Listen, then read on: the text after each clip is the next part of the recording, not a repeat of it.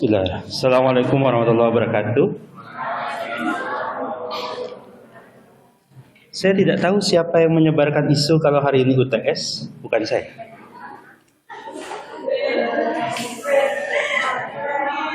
Bukan saya.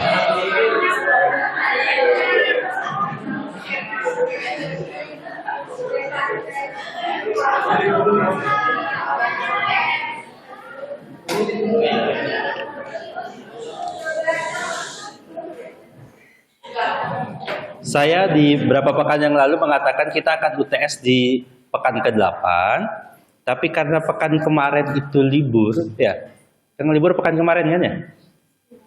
Ya, lupa saya kalian kan? Nah, pekan kemarin itu tanggal merah, Jumat Agung, maka hari ini baru minggu ke-7. Harusnya kalau kemarin masuk, pekan ini UTS. Tapi karena itu, dan saya tidak pernah mengonfirmasi kalau UTS-nya pekan ini, gitu, itu si pen kalian aja yang terlalu bersemangat. Salahkan dia. Tapi, ya gitu ya. Dari situ saya jadi senang ya, kelasnya ramai. Kayaknya biasanya kelasnya sepi. Ya, kita sesuai aturan saja. Hari ini masih masuk ya, jadi bukan libur. Hari ini masih kuliah seperti biasa. Kita akan lanjutkan mata kuliah ini dan UTS-nya akan dilakukan pertemuan berikutnya. Di pertemuan berikutnya berarti tanggal berapa tuh? Kalau itu nggak tanggal merah, sekali lagi ya ini yang menghambat kita. Oke, gitu ya, 24. Berapa? Pokoknya Jumat pertama ya kita. Kayak gitu ya. Ya mohon maaf kalau kalian kecewa. Salahkan si pen kalian gitu ya.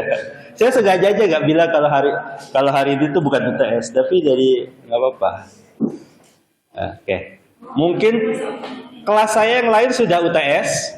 Sekali lagi patokan saya bukan waktunya tapi pertemuan keberapa. Jadi saya masih ingat di kelas ini itu saya 2 kali libur. Liburnya bukan karena saya, tapi karena tanggal merah. Nah, jadi karena ada 2 kali libur, jadi saya masih harus lanjutkan, saudara. Baik. Hari ini kita akan belajar tentang intervensi. Ya, jadi yang tadi siap-siap UTS, siap-siap nyontek, siap-siap itu. Ada dulu ya. Unik sekali. Baik. Hari ini kita akan lanjutkan perkuliahan kita. 2 pekan lalu saya harus kuliah secara online. Saya mohon maaf karena ada satu dan lain hal.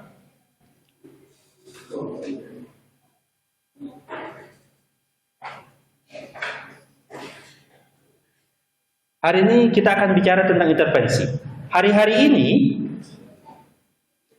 ini kita dihadapkan satu sidang di Mahkamah Konstitusi yang menggunakan istilah intervensi ini banyak sekali. Kata intervensi banyak digunakan sebagai bentuk campur tangan yang maknanya konotasinya negatif, ya. Secara makna konotasinya negatif. Tapi hari ini kita akan belajar makna intervensi secara positif di dalam hukum acara perdata. Betul ya? Kelas hukum acara perdata. Ya, yang mau ngobrol silahkan di luar. Yang kecewa nggak UTS nggak apa-apa juga, nanti datang lagi. Gitu ya. UTS-nya di kelas Pak? Iya, di kelas juga. Di pertemuan sebenarnya. Intervensi hari ini kita bicara secara makna positif, yang mana intervensi di sini adalah ikut campur, sama makna ikut campur dalam ranah positif. Apa ikut campurnya? Kita bicara tentang hukum acara perdata, bicara tentang secara umum bicara tentang orang menggugat orang lain. Ada seorang bernama Bambang, dia punya masalah. Dia menggugat seseorang bernama Eko. Bambang menggugat Eko. Masalahnya, ya, menurut Slamet, loh, masalahnya itu bukan antara Bambang dan Eko saja. Saya pun terlibat. Atau menurut Eko, lah yang salah itu bukan saya. Ini ada pihak lagi namanya Slamet. Nah, terlibatnya Slamet dalam perkara antara Bambang dan Eko nggak UTS, Mas.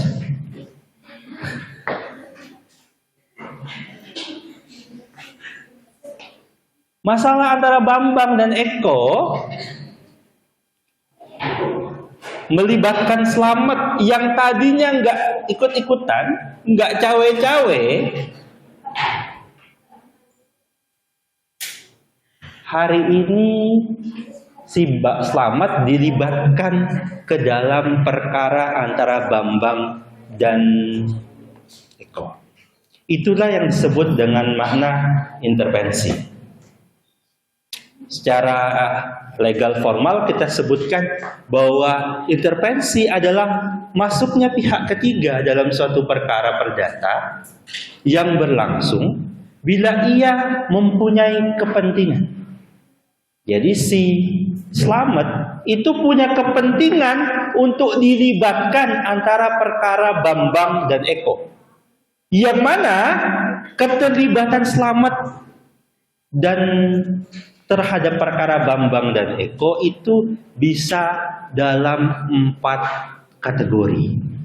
Di sini saya tampilkan ada 4 kategori, yang mana masing-masing kategori itu menunjukkan posisi Slamet dalam perkara Bambang dan Eko. Sekali lagi, saya gunakan kata perkara antara Slamet dan antara Bambang dan Eko, lalu ada pihak ketiga.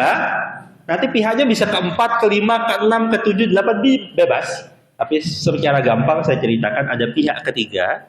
Pihak ketiga sekali lagi di sini ranahnya adalah positif, bukan negatif, bukan selingkuhan saudara, bukan pihak yang mengada-ngada, tapi secara positif ia merasa memiliki kepentingan dalam ranah hukum acara perdata, spesifik dalam gugatan yang diajukan oleh Bambang kepada Eko. Oke, ada 4 istilah yang nanti mungkin bisa jadi istilah ini keluar di UTS ya. Gitu. Kalian persiapan saja UTS-nya. UTS-nya dari mana Pak? Dari pertemuan 1 sampai pertemuan ke-16 yang ada di OPL. Saya tanya, apakah di sini masih ada yang belum join OPL? Join sih sudah Pak, buka belum pernah. Tapi kayaknya hari ini tuh sudah buka. Kenapa? Karena mau UTS Pak tadi Pak. Iya.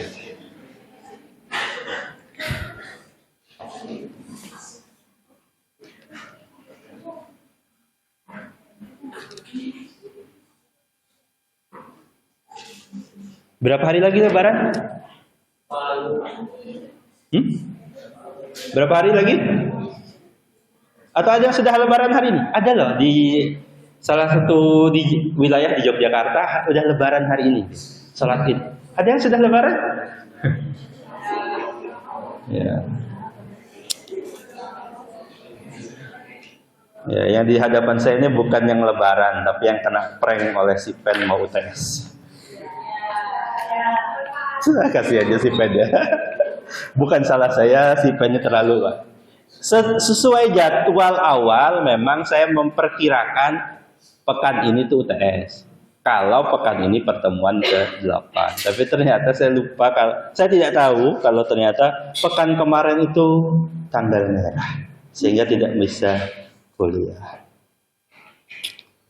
Baik, hari ini saya akan tunjukkan ada 4 konsep fugging to some camps, Fritz Waring, dan exceptio plurium litis consortium.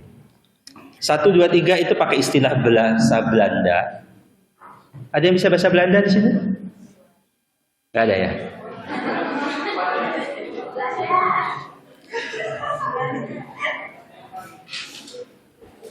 Oke. Karena hukum kita warisan Belanda, maka sangat banyak istilah Belanda yang masih sampai hari ini kita pakai. Jadi ya Ya, jadi istilah-istilah hukumnya beberapa masih Belanda. Kalau istilah keempat ini istilah bahasa, ada yang tahu ini bahasa apa? Latin. Ya. Ini bukan bahasa Bugis, bukan bahasa Jawa, ini bahasa Latin ya. Mirip-mirip sama bahasanya siapa? Harry Potter. Ya. Harry Potter. Susah kali ngomongnya. Nah, di sebagian itu dia T-nya juga hilangkan jadi poa. Poa. Tidak. Fogging. Fogging ini bukan itu ya, bukan bahasa Inggris pun ada fogging. Ini bukan fogging, ini fogging. Kenapa dulu bahasa kita itu ada orang namanya Soekarno, dibaca Soekarno, itu karena pakai bahasa Belanda. Dulu bahasa Belanda itu sampai hari ini, dulu kita pakai ejaan gaya Belanda.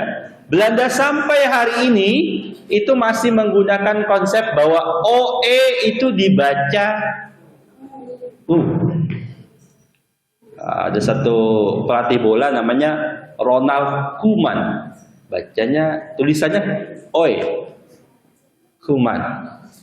Fogging adalah percetakan dengan cara si selamat. Ya, selamat menggabungkan diri.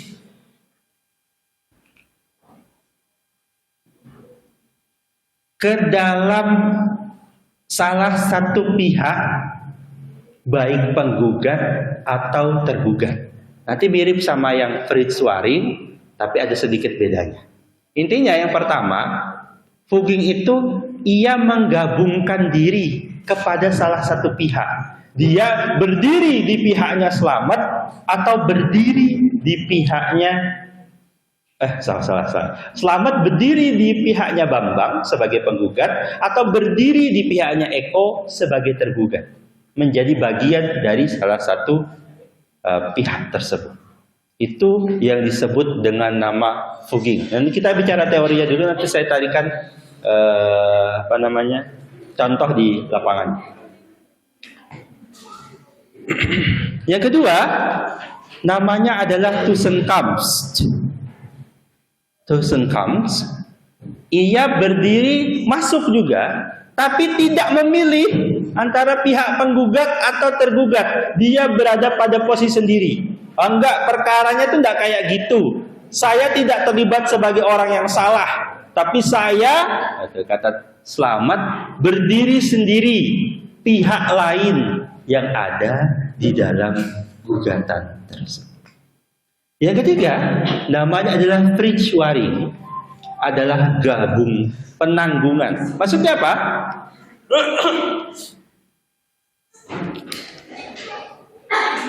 Sabar. Jangan begitu sedih gagal UTS, jangan segitu. Baru kali ini saya temu ujian gagal sedih deh. Sedihnya bukan ujiannya, Pak. Tadinya saya sudah nggak niat masuk, Pak. Tapi gara-gara Bapak nggak jadi saya mudik hari ini ya.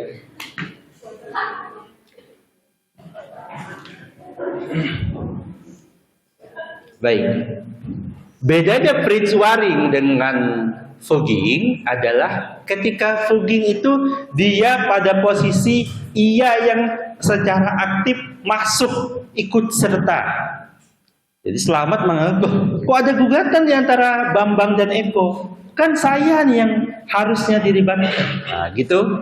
Maka namanya adalah fogging. Ya, kalau Fritz Waring dia itu ditarik oleh para pihak sebagai penjamin. Kalau yang keempat, dia ditarik oleh satu pihak berperkara karena menurutnya, contoh, menurut salah pihak itu orangnya kurang, pihaknya kurang. Yang sering tadi adalah warisannya. Kenapa? Ahli waris itu bukan satu orang biasanya. Ahli warisnya ada 10.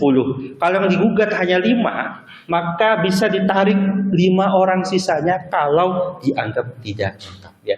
1, 2, 3, 4-nya mirip-mirip, ya saudara harus bisa membedakan mana kategori yang dipilih ketika saudara masuk dalam satu perkara.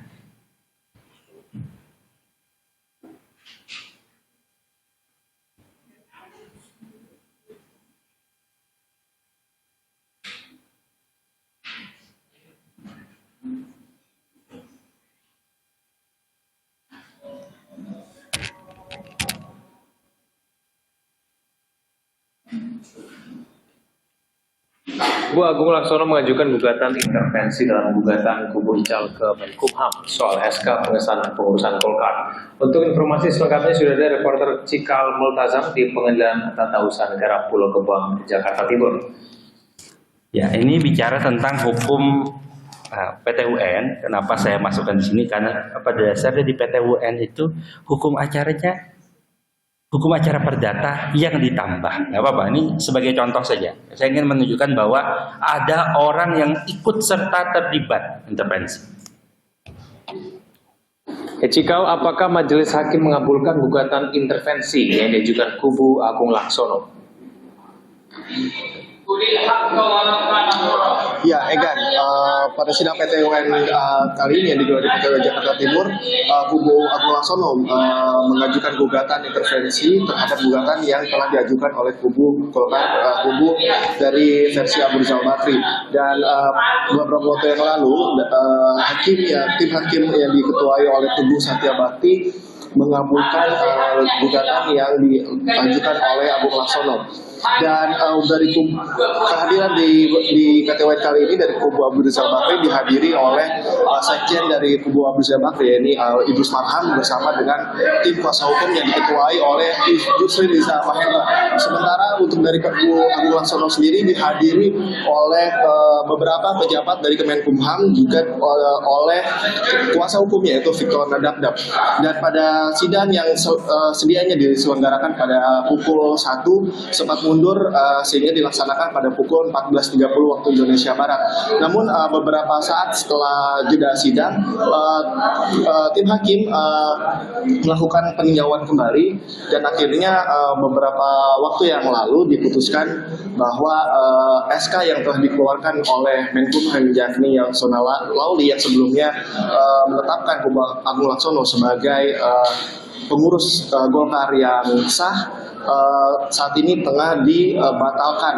Artinya saat ini tidak ada kedua kubu yang secara sah menjadi pengurus Golkar. Dan untuk keputusan sendiri saat ini sementara ini kepengurusan Golkar untuk sementara dikembalikan pada saat Munas Riau tahun 2009. Artinya adalah saat ini kepengurusan Golkar dipegang oleh Ketua Umum Abu Rizal Bakri dan juga Sekjen Golkar yakni Idrus Marham sesuai dengan hasil Munas yang diselenggarakan di Riau pada tahun 2009.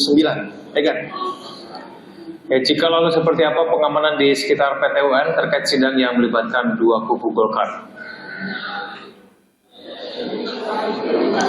Ya kan, pengamanan sendiri telah dilakukan oleh tim kepolisian sejak pukul 7 pagi tadi. Sebanyak sekitar 125 personil yang terdiri dari tim Polda Metro Jaya, lalu dari Polres Jakarta Timur dan Polsek Cakung telah berjaga sejak pagi tadi. Dan saat ini mereka juga masih berjaga sampai dengan sidang ini selesai.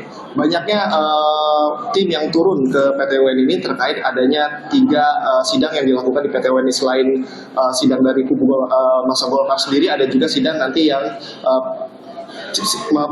permasalahan sidang terkait dengan kasus Bali 9 dan saya beri gambarannya. Ini kasusnya di PT UN, tapi sama konsepnya intervensi. Apa yang dilakukan dalam intervensi ini bahwa ada Golkar pecah jadi 2 kubu. Ya, satu kubu menggugat Kemenkumham karena tidak disahkan sebagai Golkar yang sah. Kubu satunya ikut satu loh. Kami ya terlibat dong, harusnya terlibat juga. Kira-kira begitu. Dia melibatkan diri di dalam perkara ini.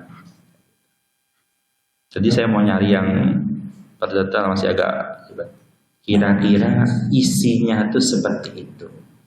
Di kasus yang lain Halo, selamat sore saudara. Live Breaking News kembali menjumpai Anda bersama saya, Sandi Yuadita.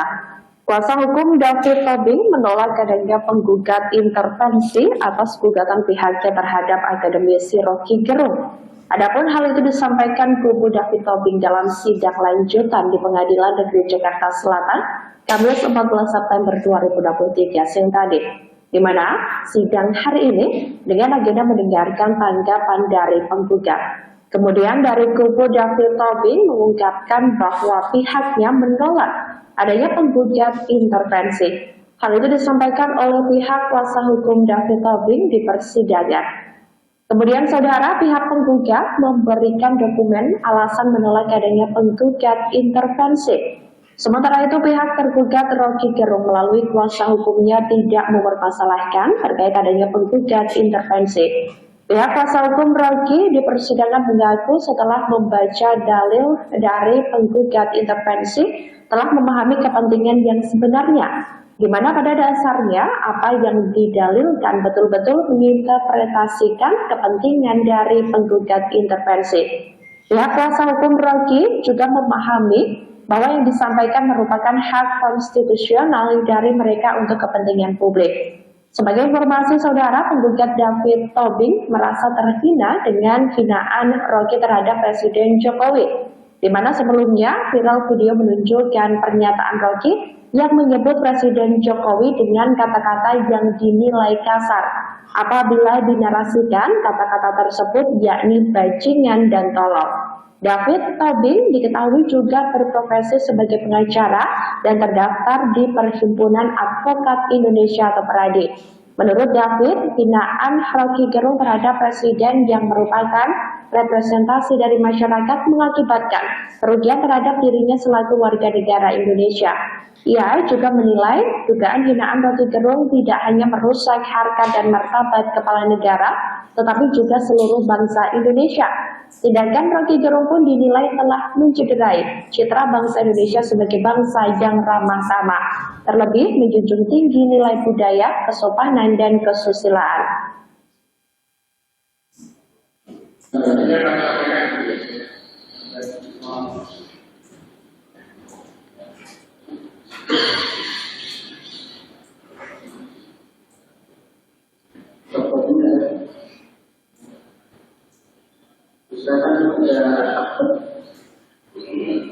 Baik tergugat maupun tergugat dalam intervensi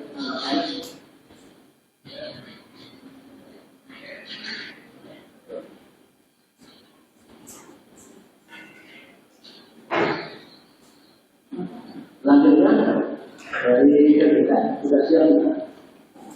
Ya, yang mulia, ini kan saya sedikit menyampaikan secara lisan sebelum menyerahkan anak-anak tulisnya. Pada dasarnya dari tergugat Rocky Gerung, kami setelah membaca dalil argumentasi dari penggugat intervensi juga begitu menguatkan pada dasarnya apa yang didalilkan betul-betul merepresentasikan kepentingan dari para penggugat intervensi yang telah memahami itu sebagai bagian dari hak konstitusional dari mereka untuk sama dengan apa yang menjadi kepentingan publik dari tergugat. Oleh karena itu kami seperti yang kami sampaikan pada persidangan dulu menerima dan memahami apa yang menjadi kepentingan dari penggugat intervensi. Selanjutnya kita saya menyampaikan baik.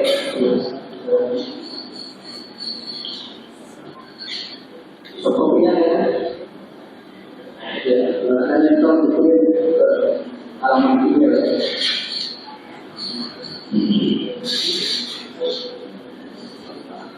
Ya, kalau ya pokoknya untuk memudahkan kami dalam kelas. Baik. Tentu setelah penggugat mau. Terima kasih sudah nonton. Jangan lupa like, subscribe, dan share ya. Oke. Kira-kira itu gambaran. Ya, saya suka menunjukkan video video persidangan kepada saudara agar saudara dekat dengan persidangan itu. Karena saya merasa waktu kuliah, saya tidak bisa membayangkan saudara di pengadilan itu seperti apa dan sebagainya. Itu agak bermasalah bagi anak hukum kalau dia tidak tahu apa yang dia pelajarinya itu kenyataannya seperti apa, gunanya seperti apa, mau dipakai seperti apa, dipakainya bagaimana, caranya bagaimana. Nah, kalau tidak pernah melihat gambarannya, maka ia tidak akan bisa memahami nantinya seperti apa. Pak, saya nggak pengen jadi itu, ya nggak apa-apa. Yang penting tugas kami jadi dosen itu, saudara itu siap jadi orang yang di dunia kerja. Saudara nggak mau kerja, ya itu pilihan saudara juga. Saudara ingin jadi istri soleha, ingin jadi suami soleh, nggak apa-apa juga. Nanti istri saya aja Pak yang kerja, nah nggak apa-apa juga. Itu pilihan juga dari saudara sendiri. Oke. Mari kita beralih ke materi selanjutnya, materi yang sangat penting. Nanti akan saya bagi dalam beberapa slide di Open Learning itu. Karena materi ini adalah materi utama dari mata kuliah ini. Apa itu? Yaitu pembuktian. Apapun di persidangan, yang paling pokok bagi satu persidangan itu adalah proses pembuktiannya. Sehebat apapun gugatannya, sehebat apapun jawabannya, semuanya nanti ditentukan di dalam proses pembuktian. Seorang penggugat maupun tergugat akan diuji, terlebih lagi seorang advokatnya, seorang kuasa hukumnya akan diuji bagaimana kemampuannya dalam berhukum di ranah pembuktian. Oleh karena itu saya akan merincikan proses pembuktiannya secara serinci yang saya cukupkan buat saudara, kira-kira gitu. Ini tentu tidak sangat rinci, tapi minimal banyak beberapa hal yang saya coba highlight untuk saudara.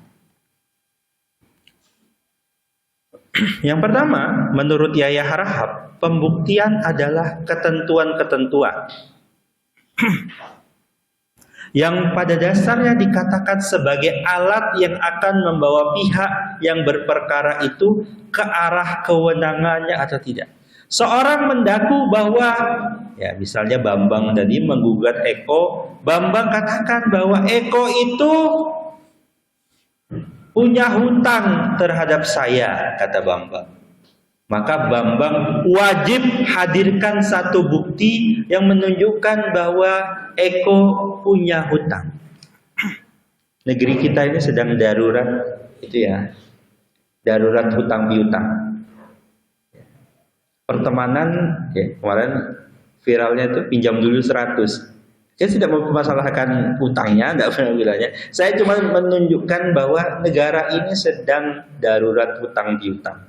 Apa itu? Bahwa hutang piutang itu sangat banyak. Lalu kita dipertontonkan banyak orang yang galak sekali, bukan dalam bukan dalam menagih hutang, tapi malah orang yang dihutangin itu lebih galak dibanding yang punya. Baru ada kejadian beberapa hari yang lalu, seorang penagih hutang, ya, dilempar piring. Lihat videonya, ada yang tahu? Dilempar piring oleh orang yang ditagih. Galak sekali sekarang orang yang punya hutang. Hati-hati ya, pertemanan bisa hancur. Saya punya pengalaman soalnya, ya juga, ya, itu sudah banyak diulas. Jadi mending saudara jadi orang yang pelit dibanding minjamin teman saudara. Insya Allah tapi pertemanan tidak akan luntur karena gagal UTS.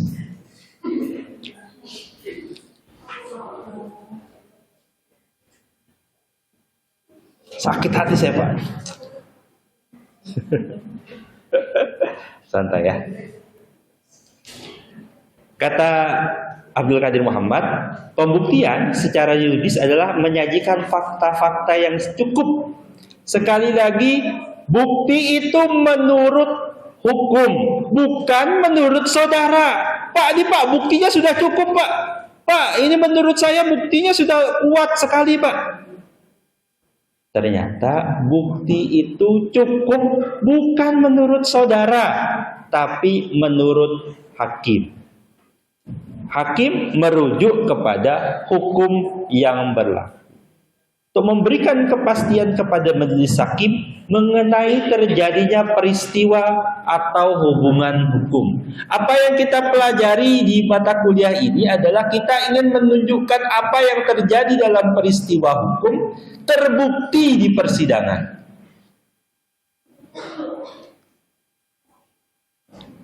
Karena ternyata tidak mudah membuktikan. Contoh paling yang banyak di kasus perdata yang susah membuktikannya itu adalah, dalam kasus perdata itu salah satu kasus yang paling banyak adalah kasus perceraian. Perceraian tersebab orang keempat, kelima. Kalau ketiga ada biasa ya. Nggak cuma tiga biasanya ya. Paling gampang orang ketiga. Katanya begitu. Ada orang ketiga itu membuktikannya gimana? Siapa yang pernah diselingkuhin? Angkat tangan dulu.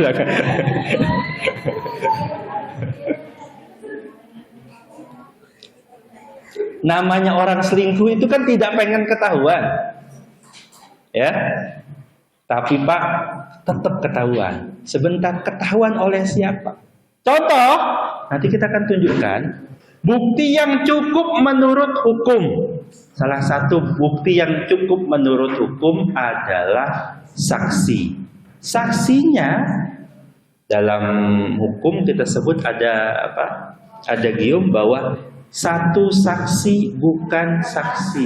Kalau saksinya, ya sebentar, yang menggugat saudara, yang mergokin pacar saudara atau di dalam sini kasusnya suami saudara itu selingkuh, ya cuma saudara, saksinya mana? Kan saudara penggugatnya, saudara nggak bisa jadi saksi. Padahal yang mergokin suami saudara selingkuh atau istri saudara selingkuh, yang selingkuh itu bukan cuma laki-laki ya, yang perempuan tuh lebih pandai selingkuhnya, ya kan? Ya, selfie, foto dikirim itu kan, dikirimnya bukan satu orang, kalau berapa orang gitu. Pengalaman banget Pak.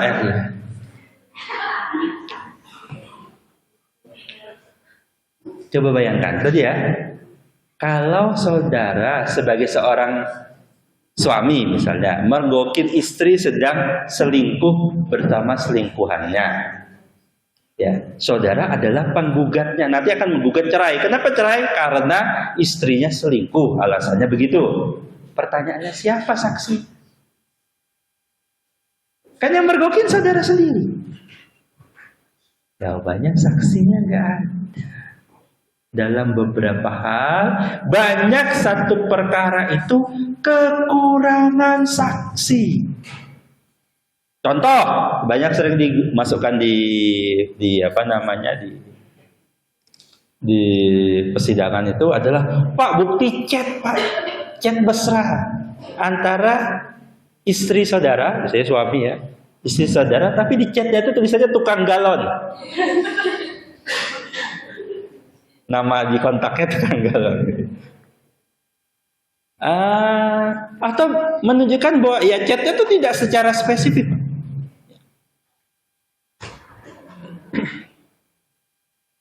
Atau yang paling ekstrim lagi dalam kasus perceraian itu adalah dia menuduh, sang istri menuduh suaminya itu selingkuh dan berzina dengan wanita lain atau dengan pria lain. Belum tentu ya selingkuhnya sama. Ada yang kemarin siapa? Selegram itu. Yang kalian tahu? Dia si istri itu gugat suaminya karena suaminya yang juga selebgram selingkuh. Selingkuhnya dengan laki-laki lain. Ganteng cantik suami istri itu, selingkuhan si suami juga ganteng gitu. Beneran? Kita fair saja, ganteng. Nggak tahu?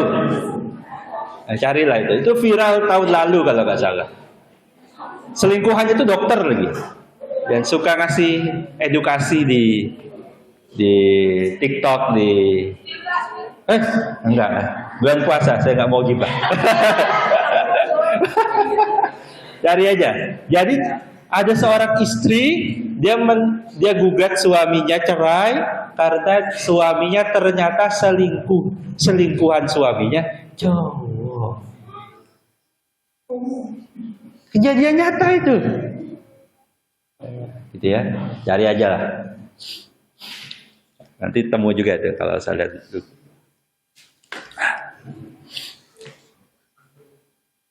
Jadi si cowok itu, si selingkuhan itu sering ke rumah, jadi dianggap teman main. Hati-hati ya, kalau ada cowok 2-3 orang itu. Kalau zaman saya dulu kuliah tuh kayaknya nyantai aja gitu. Ayo aku nginep tempatmu ya, si cowok sama-sama nginep di kosannya gitu ya. Tapi kalau sekarang itu membahayakan juga. Aduh. Hati-hati Mbak ya. Ya. Saingan saudara bukan hanya wanita lain, tetapi lelaki lain. Itu nyata. Nah, saya mau cerita begini, ekstrimnya adalah kalau si istri bilang suami saya itu berzina, suami saya berzina dengan pasangan lain, entah cowok entah cewek.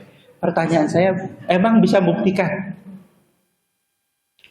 Emang bisa buktikan? Pak, dia check in Pak. Lah dicek di dalam kamar tuh bisa jadi latihan kungfu, sholat berjamaah misalnya, main catur misalnya kan gitu. Bagaimana kalian bisa membuktikan kalau di dalam itu sedang ada pertandingan gulat atau pertandingan anggar?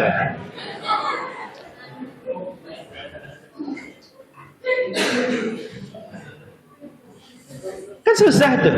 Ternyata pembuktian itu tidaklah gampang. Membuktikan sesuatu yang kelihatan. Iya Pak, dia di kamar berdua tuh Pak. Apalagi kalau nggak gituan Pak. Suuzon betul saudara ini. Nggak tahu ya. Nggak ya.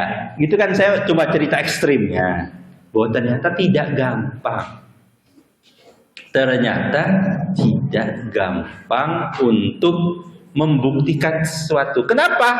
Karena cukupnya ini menurut hukum, bukan menurut saudara. Cukup Pak, ini menjadi bukti kalau suami saya atau pacar saya itu selingkuh Pak. Cukup Pak, bukti ini sudah cukup. Sudah habis kesabaran saya Pak. Wanita mana Pak yang sanggup melihat pacarnya, suaminya selingkuh dengan cowok lain?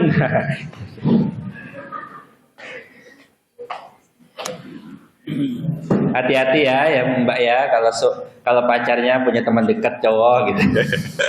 Ngakunya main futsal. Bapak ini baru itu membuat desas-desus. Udah ada yang ketemu? Googling udah ketemu? Yang tadi yang selingkuh sama enggak, sama jawab baru-baru aja, kalau sambil zaman itu enggak, baru-baru. Nah, cari sendiri ya, kan saya nggak mau gibah, saya nggak nyebut nama ya, kalian cari sendiri.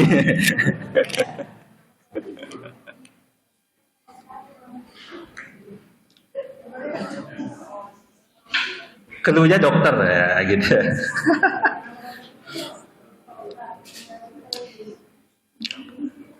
Apa tujuan membuktikan itu? Pembuktian itu tujuannya memberikan kepastian kepada hakim tentang adanya peristiwa tertentu. Saudara kan yang tahu ceritanya. Penggugat dan tergugat ini orang yang tahu ceritanya. Hakim ini kan nggak tahu apa-apa.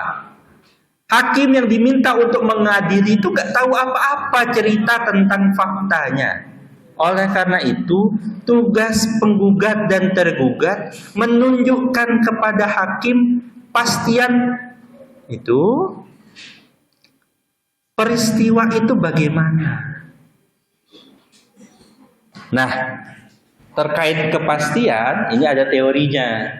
Ada kepastian itu menurut berdasarkan perasaan belaka, atau kepastian yang didasarkan oleh pertimbangan akal saja. sama-sama. Untuk mengambil putusan yang bersifat definitif, pasti dan tidak meragukan, inilah tugasnya pembuktian agar jangan sampai hakim itu memutus sesuatu yang ternyata tidak sesuai faktanya. Hari ini kita sering ditunjukkan bahwa ada putusan-putusan hakim yang tidak sesuai kenyataan. Bisa jadi waktu pembuktian tidak terang, tidak nampak jelas. Contoh, ini sering terjadi dalam kasus perceraian. Biasanya, ya udah kita cerai ya, nanti suami aja ngurus ke pengadilan, istrinya nggak usah datang, biar kasus cerainya cepat. Sehingga si suami, oleh pengacaranya itu membuat bukti macam-macam supaya terbukti. Nanti diceritanya itu, kalau yang gugat suami, pasti ceritanya istrinya jelek. Itu pokoknya kalian jangan pernah percaya kalau satu pihak, udah kamu nggak usah datang, cukup aku saja yang penggugat itu harus membuktikan bahwa pasangannya buruk. Jadi nggak ada ceritanya, Pak, kami merasa kami tidak lagi cocok, sehingga kami akan bercerai dengan baik-baik saja. Nggak ada cerita. Pak, kami sudah pacaran 9 tahun setengah. Ya. 9 tahun 6 bulan 23 hari, Pak, kami sudah pacaran. Sudah banyak asam garamnya kami temui. Kami sudah tahu luar dalam. Luar dalam maksudnya positif ya, jangan negatif. Kami sudah tahu Pak luar dalam. Tapi ternyata kami sampai pada kesimpulan ternyata dia bukan jodoh saya. Ada satu hal yang membuat kami tidak lagi bisa bersama. Oleh karena itu kami dengan rasa legowo masing-masing pihak Pak sepakat untuk mengakhiri hubungan. Itu saudara bawa ke pengadilan sama hakimnya, ditolak. Di Indonesia itu perceraian hanya bisa terjadi kalau bisa menunjukkan, penggugat menunjukkan bahwa ada alasan-alasan perceraian yang terbukti. Alasannya paling sering itu adalah alasan ekonomi. Istri membuktikan suaminya tidak memberikan nafkah, baik lahir maupun batin.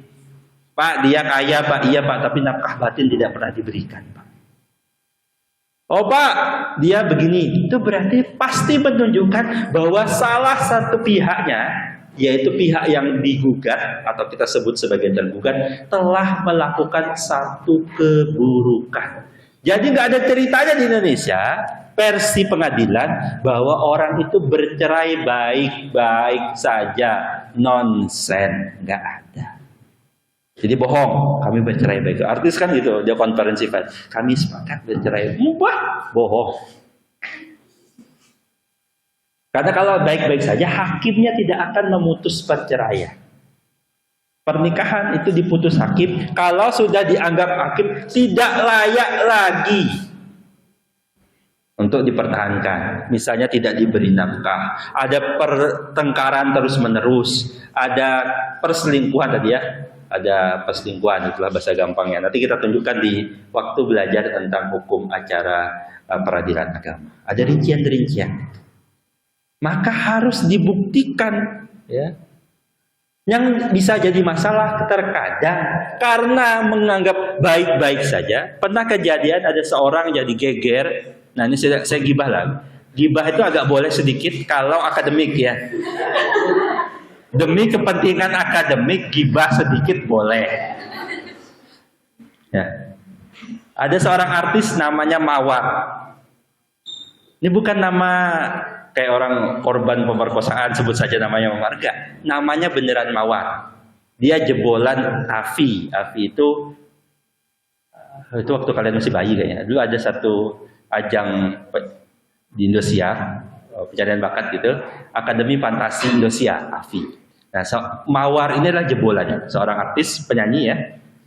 Nah, dia itu geger setelah kasus perceraiannya.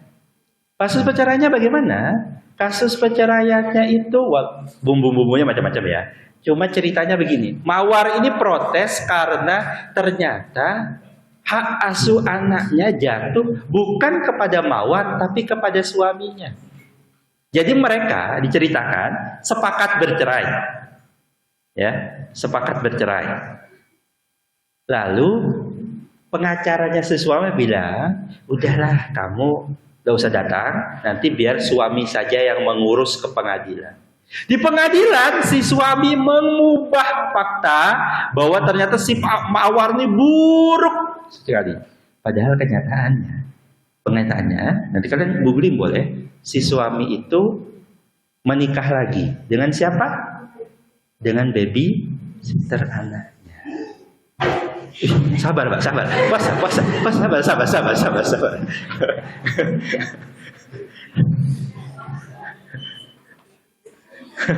Serem nih. Nah, si suami itu karena pengadilan itu tidak akan terima yang gugat suami. Tidak mungkin dia suami cerita, saya selingkuh Pak, ceraikan kami. Enggak. Si penggugat suami harus menunjukkan kalau yang salah itu tergugat. Nah, hati-hati Mbak, ini pesan nih, hati-hati nih. Jangan kalau kalian cerai, bapaknya doakan. Saya nih bicara, orang hukum itu selalu cerita yang paling buruknya. Kalau cerita nyaman-nyamannya kan kalian nggak nyari saya kan gitu ya. Kalian kan nggak nyari orang hukum, nggak nyari orang pengacara kalau baik-baik saja. Yang jadi masalah, orang mencari saya itu kalau sudah punya masalah. Kan gitu. Kalau bercerai jangan terima saja jadi. Ceritanya saya lanjutkan ya. Si suami itu membuat satu gugatan yang isinya ini menunjukkan bahwa si Mawar Afi itu adalah ibu yang tidak bertanggung jawab, tidak mengurus anaknya. Anaknya selama ini diurus oleh babysitternya, sehingga dihadirkan babysitter itu ke pengadilan sebagai saksi. Iya, Mawar itu begini. Siapa sih babysitter? Ya seselingkuhan suaminya itu. Kok Bapak paham betul ya? Tidak apa, memang saya cerita ini senang saya dalami sebagai membuktikan. Coba bayangkan, ini bukti yang nyata. Jadi dari cerita itu Mawar setelah diputus cerai marah-marah, ngamuk-ngamuk di sosmed. Kenapa? Karena ternyata karena si Mawar dianggap buruk sehingga hak asuh anak itu jatuh kepada suaminya, bukan kepada si suaminya. Menunjukkan bahwa anaknya ini dari dulu diasuh oleh si babysitter ini. Babysitter inilah yang selama ini ngurusin, merawat, mendampingi anak. Yes.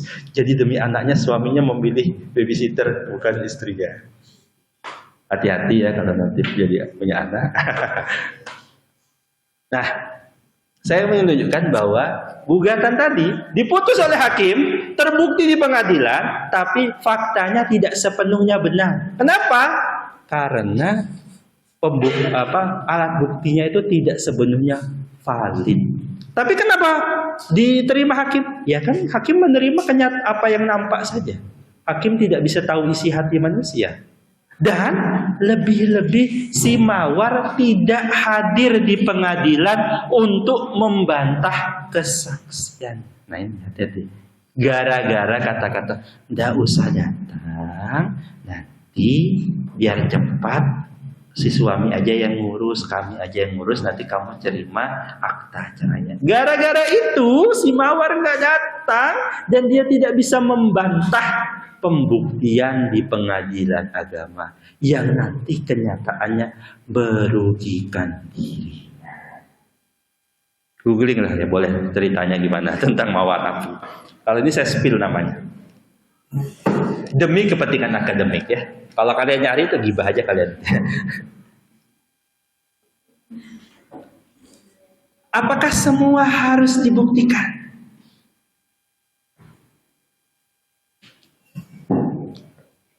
Kalau datang Mas siapa Mas? Kodri ini, Mbak? Siapa? Aisyah. Datang Mas Kodri ini ke pengadilan agama, ya datang dia mengajukan gugatan kepada Mbak Aisyah Gugatannya apa? Gugatan perceraian. Contoh ya, contoh saja ini sekali lagi, bukan kenyataan.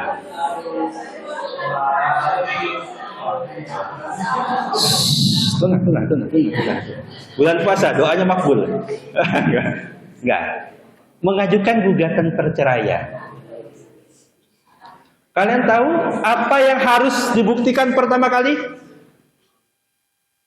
Bisa bayangkan apa yang harus dibuktikan pertama kali ketika Mas Kodri menggugat Mbak Aisyah di pengadilan agama untuk kasus perceraian? Apa yang harus dibuktikan pertama kali?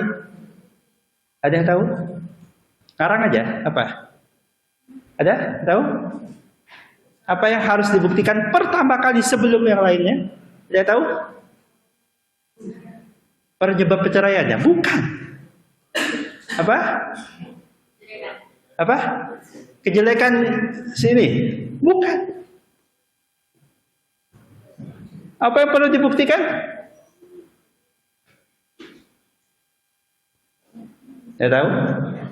Yang ketika Mas Kodri menggugat Mbak Aisyah ke pengadilan agama untuk kasus perceraian, dia ingin menggugat menjatuhkan talak kepada dia, ya harus dibuktikan bahwa Kodri dan Aisyah ini suami istri. Iya kan?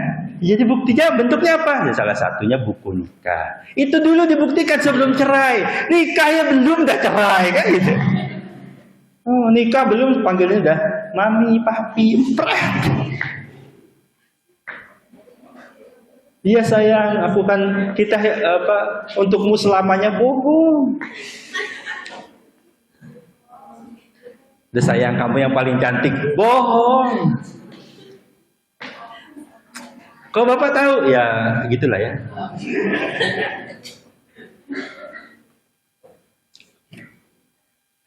Kira-kira gitu gambarannya. Apa sih yang kita perlu buktikan?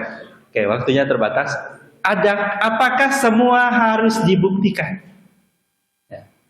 Ada peristiwa yang tidak perlu dibuktikan. Yang pertama tadi perstek dalam hal tadi, kasusnya si Mawar, ternyata ada sesuatu yang bantahannya tidak diperlukan. Kenapa dia tidak datang? Yang kedua, tergugat mengakui gugatan. Hakim ke pengadilan, Mas Kodri menggugat Mbak Aisyah. Hakimnya nanya, nanti dalam jawaban hakim akan mengecek apakah Mbak Aisyah mengakui bahwa Kodri ini adalah suaminya. Suaminya bukan? Bukan, sabar banget. Nah, kalau diakui, ya tidak perlu dibuktikan lagi. Walaupun nanti tetap secara formal butuh buku nikah dan sebagainya untuk membuktikan bahwa pernikahannya resmi diakui negara. Itu sini ranahnya. Diakui. Karena bisa jadi menikahnya apa namanya tuh? Pengalaman kan? Ada yang sudah? Ada yang sudah nikah di sini? Kawin sudah kawin?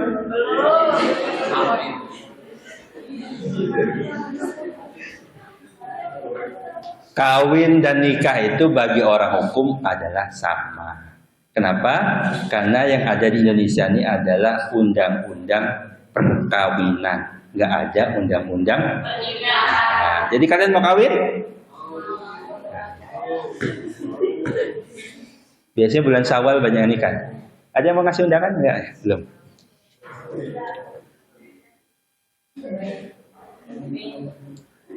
Oke. Hakim secara ex officio dianggap mengenal peristiwanya. Ada peristiwa yang namanya peristiwa notoir, adalah fakta-fakta yang sudah diketahui oleh umum atau khalayak ramai. Pak, kami dulu menikah di KUA, itu KUA-nya di KUA, saya nggak hafal wilayah sini. Sinilah Samarinda Ulu, di situ ada KUA-nya, Pak. Apakah perlu dibuktikan ada KUA-nya itu? Tidak perlu. Kenapa? KUA-nya itu adalah satu fakta yang sudah diketahui oleh umum bahwa ada KUA di situ. Peristiwa prosesual, kejadian yang dianggap diketahui oleh hakim pihak tergugat tidak datang, tergugat mengakui gugatan, para pihak mengajukan barang buktinya. Nanti dalam proses ada sesuatu yang sudah dianggap diketahui oleh hakim. Kalau yang pertama tadi itulah fakta umum. Diketahui bahwa matahari itu terbit dari mana? Timur. Masih ya?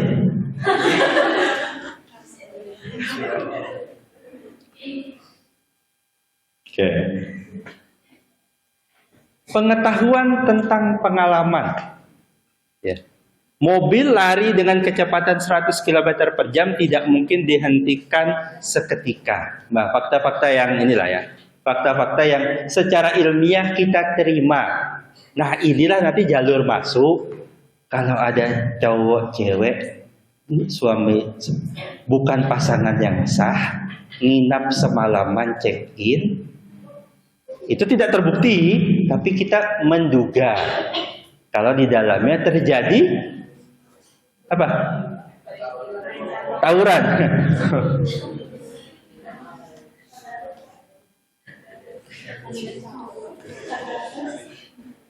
Ngapain kalian check in di dalam? Pak, ngerjain UTS, Pak. Ternyata nggak jadi, Pak.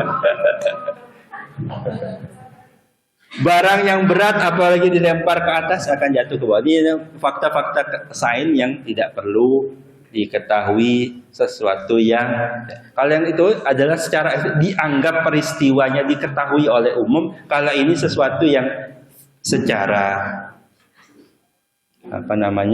secara ilmiah sudahlah bisa di Pak, contoh ya, misalnya ada orang naik kendaraan, lalu kendaraannya itu menabrak.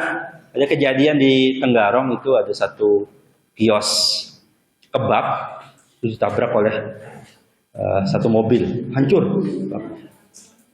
Dan misalnya ada gugatan ganti rugi oleh pihak kebab itu kepada pemilik mobil, tidaklah mungkin pemilik mobilnya bisa mengelak. Oh Pak, saya tuh waktu itu pelan, tapi kenyataannya tempatnya hancur. Kan itu. Jadi secara ilmiah, contohnya saya pernah kejadian itu adalah Pak, saya waktu itu sudah berusaha ngerem. Nah, dibuktikan apakah orang itu sudah ngerem atau tidak dengan kalau di pidana itu dicek kalau direm itu dalam jarak sekian dengan kecepatan sekian. Untuk membuktikan berapa sih kecepatannya itu bisa dilihat dari dia sini kecepatan berapa itu ya pakai ilmu fisika. Itu pembuktiannya dengan menggunakan ilmu pengetahuan. Kira-kira gitu. Kita berhenti jam berapa? Jam 6 ya? Sampai buka? Bapak nih Pak, udah gagal UTS sampai sore lagi Pak.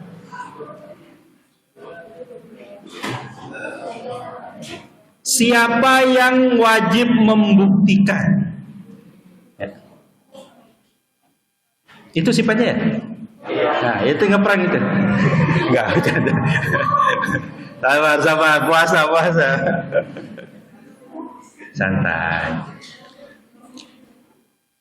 Pihak yang mengatakan punya hak harus membuktikan haknya. Ya. Kalau seseorang punya kalau saya menagih hutang kepada orang lain, yang wajib membuktikan orang lain itu punya hutang adalah saya, karena saya yang menuntut hak saya. Ya. Jangan kau menuntut hak untuk setia kalau kamu pun tak mampu setia, kan gitu ya.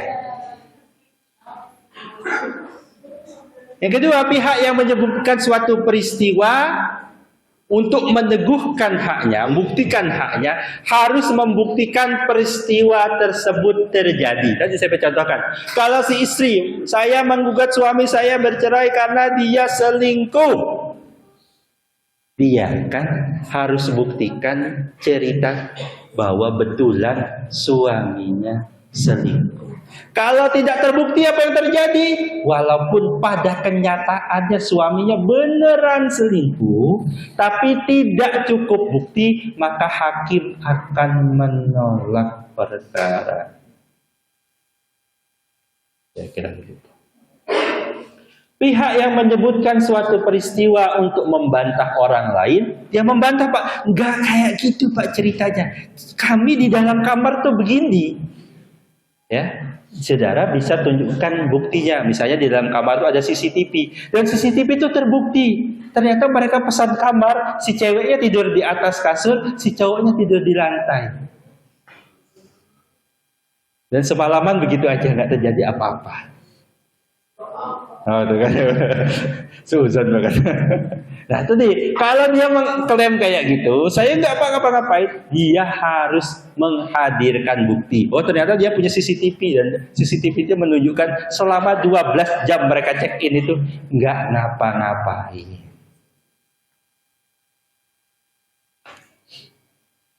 Apakah ada begitu? Allahu a'lam. Coba saja boleh.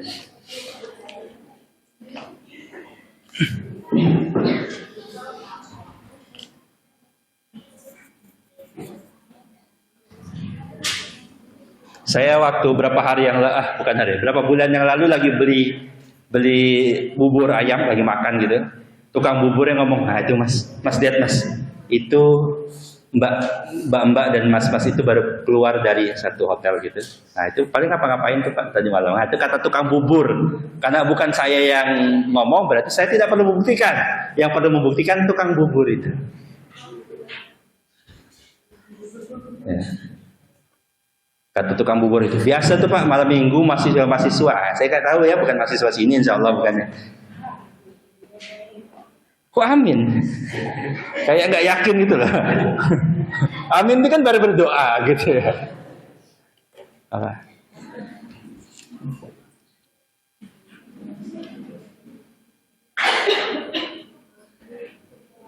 Samarinda Oyo di mana aja Mas?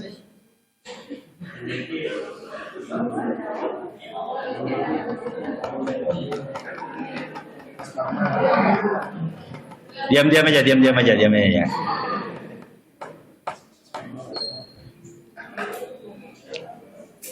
Oke, slide terakhir, sebentar, 3 menit lagi. Di dalam BW dan WPK, nah, kalian ingat lagi BW itu KUH Perdata, WPK itu KUHD, dagang. Ada hal-hal yang sifatnya ditunjukkan siapa yang harus membuktikan. Contoh, kalau terjadi overmah atau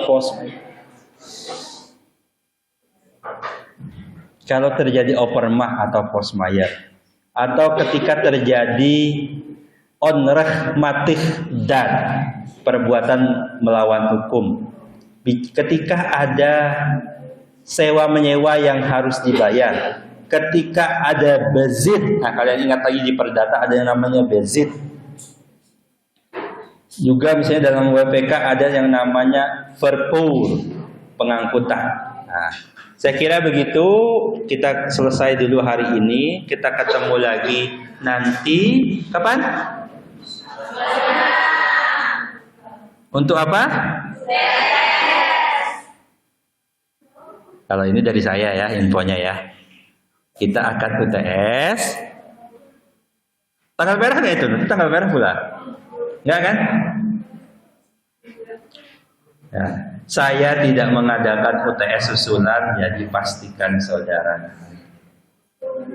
Demikian, ada pertanyaan? Tidak ada Pak. Sudah Pak, pulang Pak, pulang. Baik, terima kasih atas kehadirannya. Yang tadi gibah tidak usah dicari-cari, tidak apa-apa. Demikian saya akhiri. Assalamualaikum warahmatullahi wabarakatuh.